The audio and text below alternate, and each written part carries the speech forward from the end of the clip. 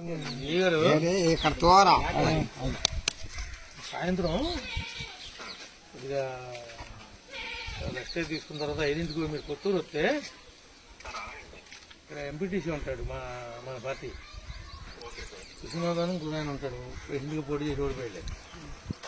వాళ్ళిద్దరూ ఒక డ్రైన్ చూపిస్తారు. అది మనం బదిలీ వేసినట్టుగా ఒక డ్రైన్ను పైన కాలినడకని సిమెంట్ రోడ్ వేసేయాలి.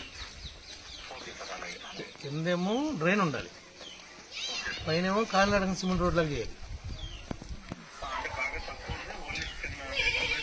ఊరి మనిషి నడిచి వెళ్తాక మనకు వద్దాయి. ఏదైతే నువ్వు పైప్ ఎత్తావో ఆ పైప్ అంతలెక్కే రోడ్డు, పైన కాంక్రీట్ వేస్తాం, మ్యాన్ హోల్స్ కడతాం అంతే. కింద పైపు పైన రోడ్డు చూసి ప్లాన్ చేసుకుని ఇమీడియట్లీగా శాంక్షన్ పెడితే తెచ్చేత 6 రోజుల్లో పని మారటాలి.